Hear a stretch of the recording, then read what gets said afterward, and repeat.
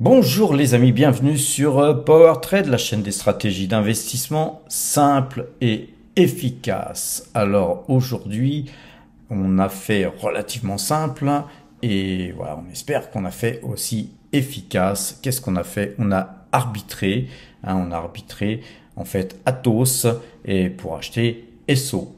Alors premièrement, pourquoi c'est simple? C'est simple parce que Atos, eh bien, comme beaucoup l'appellent, c'est une saucisse. Et donc, on a vendu cette saucisse avant qu'elle soit complètement calcinée. Voilà, on avait fait un petit coup où, voilà, avec 3500 balles, puisqu'on avait gagné un peu plus de 100 000 euros depuis le début de l'année, on s'est dit, on fait un petit coup, on va dire, risqué, et puis voilà, si ça marche, ça marche, si ça marche pas, ça marche pas. Le dossier me paraissait intéressant, voilà. Par contre, ça pue, et donc plutôt que d'attendre que Atos vale 2 centimes, eh bien on sort de la valeur, on n'extrait pas de performance, on prend ses pertes, les amis. Il faut savoir prendre ses pertes parfois quand il le faut, même si ce n'est que 3500 euros, on a perdu, voilà, j'ai même pas calculé combien, on pourra faire les calculs, puisque je vais bien sûr vous montrer à quel prix on a vendu Atos et à quel prix on a vendu Esso. Alors, dans le timing, on n'a pas fait forcément au mieux, puisqu'effectivement, bon, déjà on prend des pertes et ensuite on a acheté Esso aujourd'hui un peu haut, puisque quand on a acheté ensuite le titre s'est mis à baisser, mais voilà. Je vais vous expliquer pourquoi nous achetons Esso, et d'ailleurs je vous encourage à aller sur le site powertrade.fr pour aller lire l'article que mon ami Gilles Lerat a écrit justement sur un comparatif entre Neoen et Esso, ce qui nous amène à penser que Esso, même à ce prix-là, est encore une valeur accessible et pas si chère que ça. Et donc, comment revenir sur une valeur sur laquelle on est sorti plus bas, car quand on a vendu plus bas, on se dit c'est un petit peu compliqué de revenir plus haut, et la technique de revenir sur Esso, eh bien, c'est tout simplement de revenir progressivement. Donc nous avons acheté que 10 titres, rappelez-vous. Nous avions 100 titres au moment où voilà, on a quand même gagné pas mal d'argent. Encore une fois, allez voir sur powertrade.fr, nous avions donc gagné plus de 120%, je crois. Tout est écrit dans le site powertrade.fr. Vous allez sur le portefeuille PowerTrade, le même que celui qui est devant vos yeux. Vous le retrouvez sur le site powertrade.fr et eh bien, vous aurez aussi, en cliquant sur le prix d'achat de Esso au moment où on avait acheté, eh bien, accès sur la vidéo YouTube qui vous permettra de voir le jour où j'avais acheté et pourquoi j'avais acheté. Ensuite, vous cliquez sur le prix de vente et vous aurez accès à la vidéo du jour où j'ai vendu, et ainsi vous pourrez vérifier que effectivement les gains qu'on affiche sur ce site sont authentiques et vérifiable, les amis. J'y tiens parce que sur PowerTrade on montre tout parce que c'est à mon sens trop facile de dire j'ai fait ci, j'ai fait ça, et j'ai gagné ci, j'ai gagné ça, et puis d'oublier aussi les pertes qui ont été faites. Nous, sur ce site PowerTrade, ainsi que sur la chaîne PowerTrade sur YouTube, on montre tout, nos gains comme nos pertes. Ce qui compte, les amis, et c'est ça que j'essaye de vous faire comprendre depuis déjà des années, c'est que ce qui compte, c'est la moyenne de ce que l'on fait. Vous voyez que même avec les pertes d'Atos là qu'on prend aujourd'hui, bien notre portefeuille, il gagne 9,31% depuis le début de l'année, et c'est donc 105 570 euros qui sont engrangés depuis le 1er janvier 2024. Et prendre des petites pertes sur Atos ou d'être en perte sur Pernod Ricard, qui est par exemple notre plus grosse ligne, qui représente 5,58% de notre portefeuille, c'est pas grave. c'est pas grave. Ce qui compte, c'est que là, actuellement, depuis le 1er janvier, eh bien, on fait 9,31%. C'est ça qui est important. Et donc, pourquoi nous achetons seulement 10 SO? C'est parce que si nous reprenions une ligne avec 100 titres et que ça se passait mal là, comme aujourd'hui, puisqu'on a acheté, imaginez si j'avais mis mes 100 titres là aujourd'hui, eh bien on aurait perdu 10 fois plus que ce qu'on est en train de perdre aujourd'hui. Donc vous voyez que le fait de diviser par 10, après, on ne sait pas comment on va revenir sur ce titre, parce que ce titre, soit, eh bien, comme aujourd'hui, il va continuer à baisser, et c'est bien possible, parce qu'il a beaucoup monté. Donc, bien sûr, un titre qui a beaucoup monté, il ne peut qu'à un moment donné subir des prises de bénéfices. Et si tel était le cas, on aurait la moyenne de 12 qui passerait vendeuse. Et là, c'est 10 titres SO. Qu'est-ce que c'est, les amis? C'est le couteau dans la plaie. Ensuite, si moyenne de 12 repasse à la vente, eh bien nous, dès que la moyenne de 12 repassera à l'achat, eh bien on refera feu sur ce titre. Suivant le niveau où sera SO à ce moment-là, eh bien ça pourrait être 10 titres, 20 titres, 80 titres, j'en sais rien encore. Et aussi suivant les gains qu'on aura fait globalement sur tous les autres titres sur lesquels nous sommes en position. Donc la stratégie aujourd'hui, elle est assez simple. Je prends mes pertes, vraiment je prends mes pertes sur un titre sur lequel si je restais, je finirais par perdre tout, je pense, ou en partie.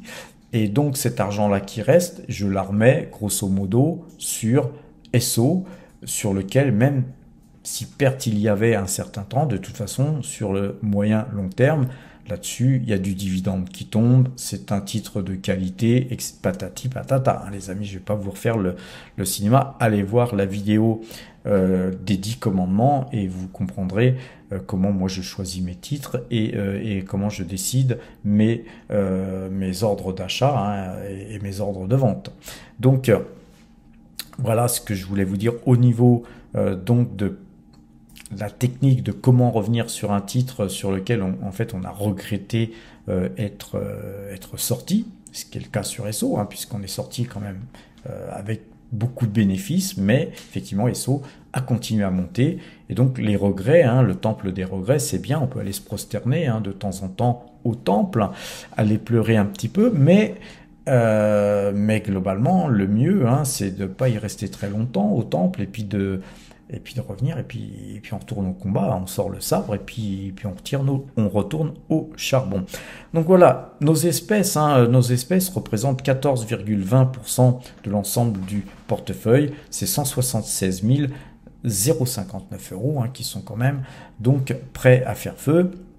On a aussi Total Energy qui a subi une baisse assez importante aujourd'hui, donc c'est une valeur qu'on surveille aussi. On surveille pas mal d'autres valeurs pour lesquelles nous pourrions nous reporter, mais pour l'instant voilà, aujourd'hui on n'a fait que ça, car voilà, on a un signal d'achat sur le CAC 40. Encore une fois, sur le site powertrade.fr, vous pouvez rejoindre le groupe qui est un WhatsApp pour l'instant, et ce WhatsApp est plein, donc on est très très nombreux à interopérer sur ce WhatsApp. Donc nous allons très très bientôt, je pense que sous 2 semaines en gros, parce qu'il ne faut pas se presser, il faut faire les choses bien, nous allons créer un Discord où vous allez voir, ensuite on pourra accueillir beaucoup plus de monde, mais rien ne vous empêche de déjà vous inscrire en tant que Power Trader Premium, tout est indiqué sur le site, et sur le site, effectivement, une fois que vous serez inscrit, vous inscrivez, ça coûte 150 balles, mais par exemple, chaque fois que j'ai fait quelque chose, aujourd'hui encore, sur le Discord, enfin sur le WhatsApp, j'avais donc signifié que je vendais ou que j'achetais tel titre. À chaque fois, je le fais, et sur le Discord, évidemment, ça sera la même chose. Alors, allons voir à quel prix j'ai vendu mes Atos et à quel prix j'ai acheté SO. Alors les amis, j'ai donc acheté 4 SO exécutés à 204 € sur un PEA. mais aussi 6 autres SO qui ont été exécutés à 203 euros. Et donc voilà, donc nous avons 10 SO actuellement en portefeuille. Et concernant Atos, hein, nous avons vendu 1500 Atos à 1,39 €. Et vous voyez, nous avons donc pris nos pertes sur ce titre. Pourquoi sommes-nous sortis de la société Atos? Alors premièrement, rappelez-vous, nous avions acheté dans un range de latéralisation avec une assiette. Cette assiette a été cassée il y a peu. Les nouvelles sont pas bonnes, hein. De toute façon, nous avions fait un pari, hein. C'était quasiment du pile ou face. Nous, ce qu'on cherchait, c'est une bonne nouvelle avec une cassure de ce canal supérieur, ce qui n'a pas été le cas, et si possible, effectivement, avec un petit peu de chance, pouvoir sortir à 3,5, 4 euros.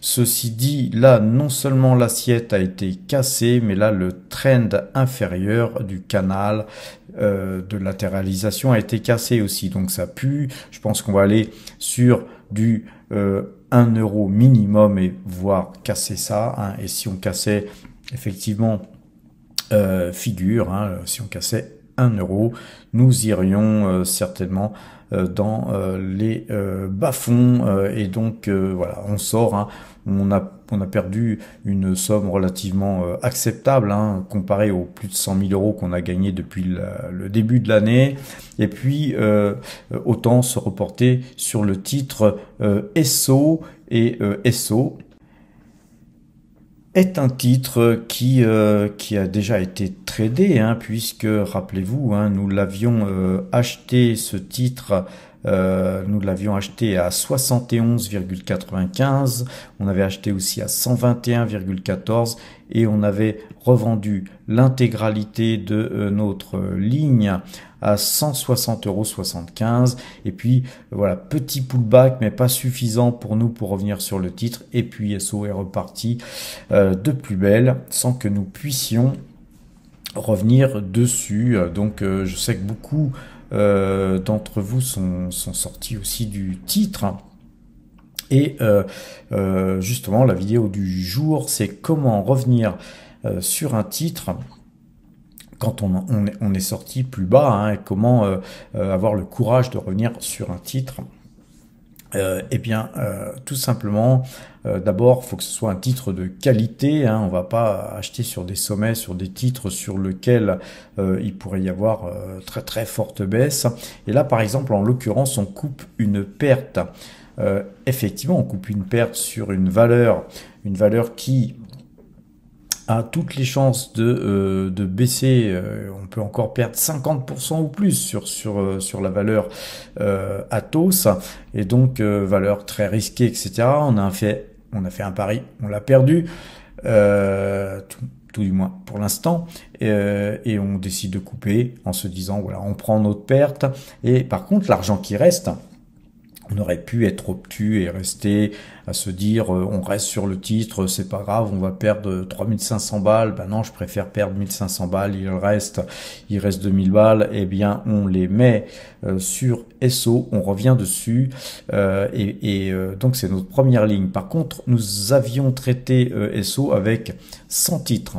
Et là, aujourd'hui, nous avons racheté avec 10 titres. Vous voyez, donc on a de quoi faire feu si ce titre continue à baisser.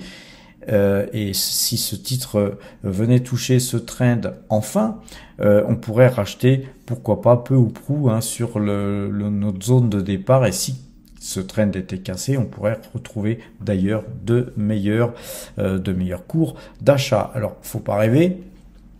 On est loin de là, et je pense pas que ce scénario soit possible. En tout cas, assez improbable. Par contre, la bougie d'aujourd'hui est visiblement une petite correction. Voilà, nous, on va chercher à racheter ce titre plus bas, mais si ce titre n'allait pas plus bas, effectivement, nous pourrions, à chaque fois qu'il y aurait des paliers, eh bien, racheter ce titre, puisque nous aurions un petit peu de matelas, va-t-on dire, pour pouvoir acheter encore 10 titres, 20 titres, et puis ainsi de suite, accompagner ce titre à la hausse, puisque c'est un titre, hein, on vous l'avait dit, les amis Gilles et moi, hein, quand on était acheteurs ici, à l'époque, hein, les chiffres n'avaient pas été publiés, les résultats n'avaient pas été publiés sur SO, mais nous vous avions dit déjà que il y avait un PER de 1, voire de 2 sur ce titre. Et donc que c'était un excellent point d'entrée. Ce qu'on a fait ensuite, effectivement, les chiffres sont sortis et puis les gens se sont rendus compte effectivement que que SO avait un PER de 1,66, ce qui en faisait le titre le moins cher de la cote française. Et évidemment, donc ensuite, tout le monde s'est rué sur le titre. Mais nous étions sur ce titre bien avant en fait ce mouvement. Et par contre, voilà, on a extrait de la performance un peu trop tôt. Et donc, on souhaite revenir dessus car le PER d'ESSO est encore très raisonnable et finalement verse un dividende et donc il vaut mieux effectivement être sur ESSO que sur Atos.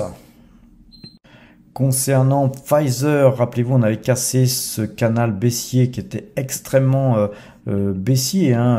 On avait après le Covid, une fois que Pfizer avait vendu tous ses vaccins par millions, c'était gorgé de pognon. Alors nous aussi, on s'était gorgé de pognon, c'était phénoménal. Et puis ensuite, fin de Covid, canal baissier, canal très baissier. Nous sommes là dans une configuration qui est une sortie de canal baissier. Nous avons acheté à 27,52, rappelez-vous, là nous sommes à 29,30. On conserve ce titre, les amis, on conserve ce titre car je pense qu'il a encore beaucoup de potentiel. Concernant Thermador Group, vous voyez que là ici, je vous l'ai dit plusieurs fois, on avait une tête-épaule, une tête-épaule inversée. Là aujourd'hui, on vient de casser les plus hauts, ce plus haut ici. Donc on va faire un zoom. Vous voyez qu'on a une configuration très haussière sur Thermador. On a une position vraiment sympathique. Le PDG malheureusement est décédé, enfin le fondateur du groupe est décédé et je pense que le PDG actuel a beaucoup plus les mains libres. Le PDG avant il avait des règles sur lesquelles, vu qu'il était fondateur, on ne souhaitait sûrement pas revenir. Et aujourd'hui j'ai reçu un courrier papier puisque Thermador communique avec ses actionnaires par le papier et donc on nous demande notre email, ils veulent les emails de leurs actionnaires. Et pourquoi, les amis, ils veulent les emails? Peut-être pour mettre fin à la transmission des informations Thermador pour leurs actionnaires de par email plutôt que par papier, car moi je reçois beaucoup de courriers de Thermador, je pense que ça finit par leur coûter cher et je pense que le président qui était un monsieur âgé, lui souhaitait toujours que la société communique par courrier, puisqu'effectivement, lui, de ses yeux, il voulait continuer à informer au mieux ses actionnaires. C'était tout à son honneur, mais aujourd'hui, je pense que les dirigeants vont opter pour la modernité et finir par informer tous les actionnaires que nous sommes, si vous en êtes, par email. Alors tout ça, ça va faire des économies, mais alors ça va pas faire des économies énormes pour le titre, mais c'est un signe, c'est un premier signe comme quoi la société va essayer de gagner un peu plus d'argent en employant des méthodes un peu plus modernes, et notamment la gestion des stocks. Vous savez que Thermador ils ont des entrepôts, c'est énorme, ils sont propriétaires de tout leur immobilier chez Thermador. Ils n'ont aucun bail de location, mais tous ces entrepôts sont pleins pour fournir les clients en flux. Dès que vous commandez, vous recevez votre commande. Vous voyez, c'est vraiment quelque chose qui est très bien géré en termes de commandes. Vous vous attendez pas 3 mois, oh non, c'est fabriqué en Chine, c'est fabriqué en Allemagne, on n'a pas le produit, ceci, cela. Chez Thermador, ça n'existe pas, ça. Mais trop de stock, hein, le stockage coûte très cher. Donc je pense que les dirigeants actuels vont peut-être travailler un peu plus en flux tendu et faire en sorte de moins stocker. Et donc s'il y a moins de stockage, eh bien, il y aura certainement plus de bénéfices.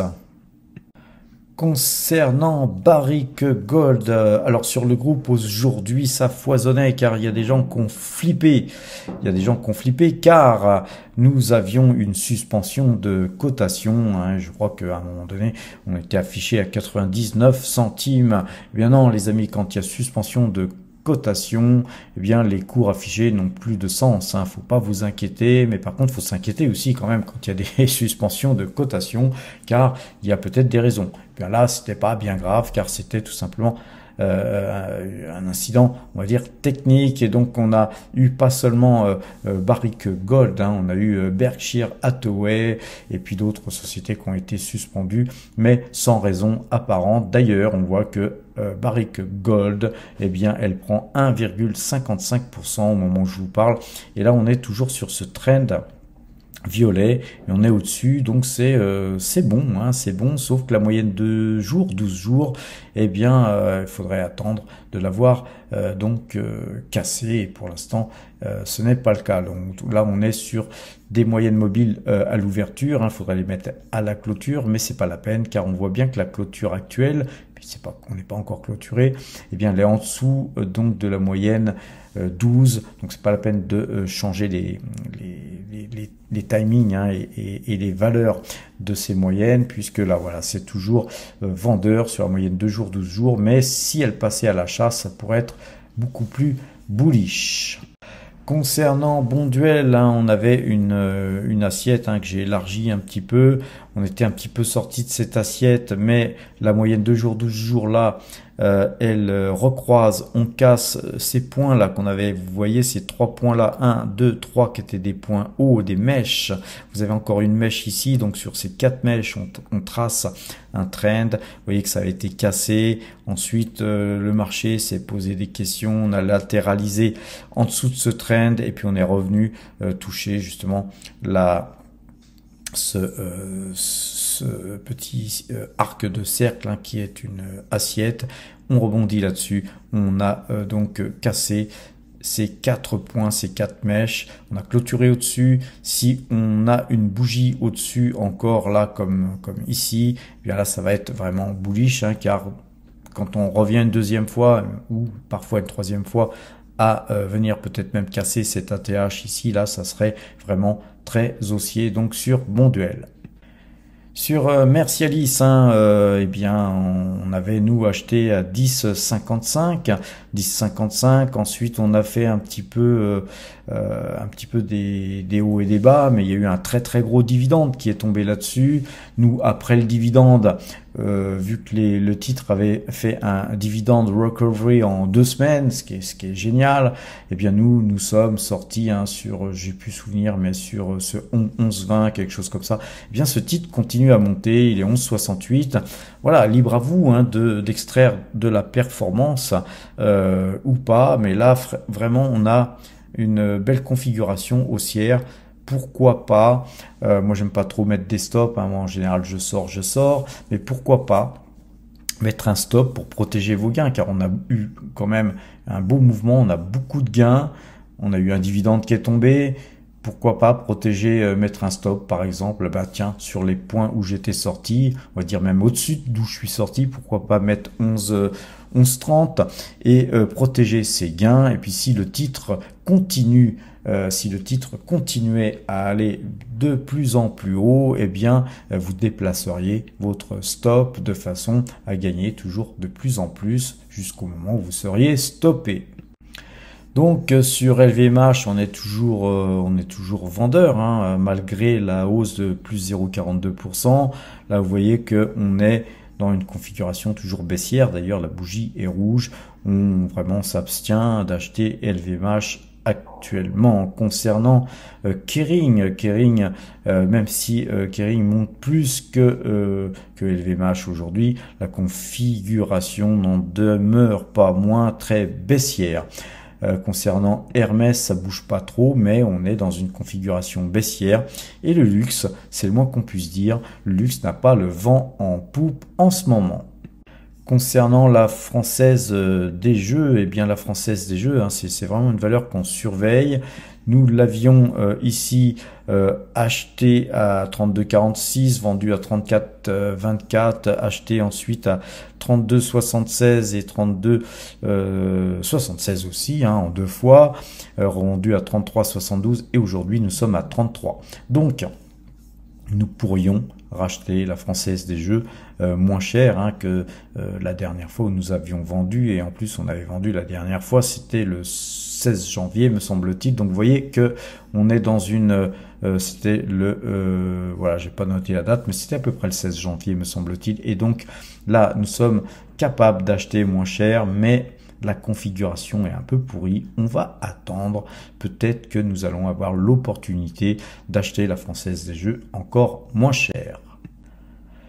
ASML Holding, hein, on est toujours dans ce canal très haussier. Là, on est en haut de canal, mais la société gagne 1,11% aujourd'hui. On va zoomer un peu, on voit que voilà, ça peine un peu, mais ça monte toujours. Là, la moyenne 2 jours, 12 jours est à l'achat, donc on a un beau mouvement. Je pense qu'on va aller au moins taper les hauts d'ici hein, de 9,33, voire plus. Hein, donc on conserve précieusement cette valeur. Regardons Air Products. Vous voyez les amis, on avait un trend ici très baissier. Là, on avait cassé ce trend, la moyenne 2 jours, 12 jours à l'achat. Je vous avais donné le tuyau, hein, je vous ai dit moi j'achèterais, mais bon, j'avais pas les liquidités à l'époque. On a quelqu'un hein, sur le groupe qui m'avait posé la question dernièrement, est-ce que je prends mes bénéfices sur Air Products? Je lui avais dit oui, je pense que c'est opportun de prendre. Pourquoi? Parce qu'on avait ici une tension hein, qui faisait que la moyenne 2 jours, 12 jours allait peut-être croiser. Vu qu'on a gagné tout ça, pourquoi pas prendre? Il y a toujours plein de trucs à faire. Là, le mouvement il était peut-être fini. Donc il y avait de l'argent à extraire. J'avais conseillé d'extraire. Donc si tu m'écoutes là au jour d'aujourd'hui, on est en train de rebondir sur la moyenne de jour de jour. Si tu n'as pas extrait, n'extrais plus, on laisse filer.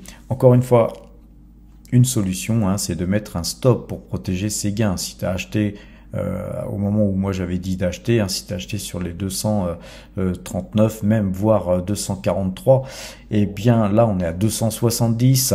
Pourquoi pas, si tu es encore dans le marché, pourquoi pas mettre un stop à 260 hein, ou 259, l'histoire de protéger des gains. Il faut toujours protéger ses gains, surtout si on n'est pas devant les écrans. Voilà. Et puis donc, voilà, le titre Air Products a l'air bien embarqué en ce moment. Concernant Parex, alors Parex, très belle société, les amis, on l'avait acheté à 21,76, on a revendu à 23,67. Et croisement de moyenne mobile 2 jours, 12 jours, nous n'avons donc toujours pas refait notre ligne, hein, on est toujours flat hein, sur Parex, on n'achète pas, hein, surtout pas, puisque la moyenne 2 jours, 12 jours est vendeuse, on est beaucoup plus bas que notre prix de vente à 23,67 puisque nous sommes à 21,41, mais 21,41 c'est même en deçà de notre premier achat où nous avions acheté Parex. Pourquoi n'achetons-nous pas Parex? Car c'est pourri, hein, le graphe là nous encourage pas à acheter. Je pense qu'on va aller au moins toucher ce trend, et moi pour revenir dessus je voudrais voir du rebond, vous voyez, pas venir acheter pile poil sur ce trend, car je pense qu'on peut le casser. Et si on le casse, les amis, c'est plutôt du 19 hein, qu'on va aller voir. Hein. Si on regarde le graphique un peu plus loin, allez voir, je vous laisserai découvrir les graphiques de Parex hein, pour ceux qui le connaissent et ceux qui ne connaissent pas. Mais voilà, nous ce qu'on pense, c'est que ça peut casser, et que si ça casse, on ira plus bas. Alors plus bas, on verra, pour éventuellement revenir sur ce titre à bon compte. Terminons à présent sur Alphabet, hein, Google, qui est toujours dans son canal haussier. Donc voilà, on a une journée là pour l'instant plus 0,26 Là, on a clôturé sur New York. Donc, eh bien, voilà, on va peut-être venir rebondir sur ce bas de canal pour peut-être acheter. Nous allons peut-être acheter encore un peu l'Alphabet si jamais l'opportunité du moment se faisait. Et si on cassait ce bas de canal, pourquoi pas acheter, surtout sur ces zones de résistance, sur les 168, ça nous ferait bien plaisir. Voilà les amis, je vous souhaite une bonne fin de soirée, portez-vous bien et à demain.